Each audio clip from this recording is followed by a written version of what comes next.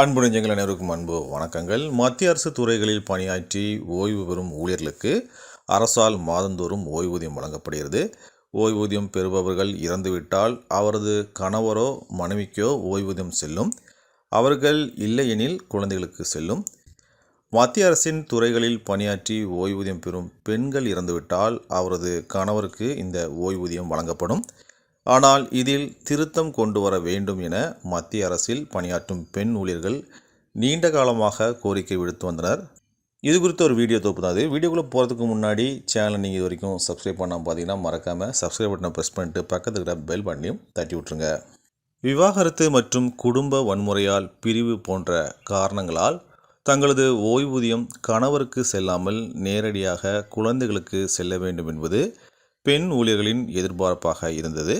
ஆனால் அதற்கு சட்டம் இடம் அளிக்கவில்லை. இனி பெண்களே முடிவெடுக்கலாம் என்ற வகையில் சட்டத்தில் திருத்தம் மேற்கொள்ளப்பட்டுள்ளது.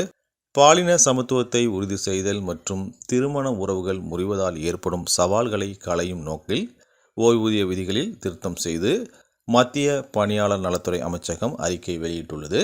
மத்திய அரசு பெண் ஊழியர்கள் மற்றும் ஓய்வூதியம் பெறும் பெண்கள் தங்களது இறப்புக்கு பிறகு கணவருக்கு பதிலாக தனது குழந்தைகளில் தகுதியான ஒருவருக்கு குடும்ப ஓய்வூதியம் அளிப்பதற்காக அவரை வாரிசுதாரராக நியமனம் செய்யலாம் என அதில் கூறியுள்ளது.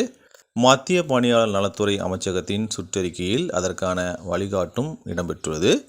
தனக்கு பிறகு தனது கணவருக்கு அல்லாமல் குழந்தைகளுக்கு குடும்ப ஓய்வூதியம் செல்ல வேண்டும் என நினைக்கும் மத்திய அரசு பெண் ஊழியர்கள் ஓய்வூதியதாரர்கள் இது குறித்து தங்களின் அரசு துறை தலைவரிடம் எழுத்து மூலமாக எழுதி தர வேண்டும்.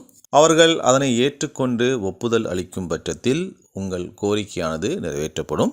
மத்திய அரசின் இந்த அறிவிப்பை அனைத்து பெண் ஊழியர்களும் ஓய்வூதியர்களும் பயன்படுத்தி கொள்ளலாம். குறிப்பாக விவாகரத்து வழக்கு நிலுவையில் இருக்கும் பெண் ஊழியர்கள் கணவருக்கு எதிராக வரதட்சணை கொடுமை தடுப்பு சட்டம், குடும்ப வன்முறை தடுப்பு சட்டம், இந்திய தண்டனை சட்டம் ஆகியவற்றின் கீழ் வழக்கு தொடர்ந்த அரசு பெண் ஊழியர்கள் ஆகியோர் இந்த வாய்ப்பை பயன்படுத்தி கொள்ளலாம். பெண் ஊழியருக்கு குழந்தை இல்லாத பட்சத்தில் அவரது கணவருக்கு குடும்ப ஓய்வூதியம் சென்றடையும். ஒருவேளை அவரின் பிள்ளைகள் மனநிலை பாதிக்கப்பட்டு அவர்களுக்கு ஊழியரின் கணவர் பாதுகாவலராக நியமிக்கப்பட்டிருந்தால் அந்த பெண்ணின் கணவருக்கு குடும்ப ஓய்வூதியம் வழங்கப்படும் என மத்திய அரசின் அறிக்கையில் குறிப்பிடப்பட்டுள்ளது.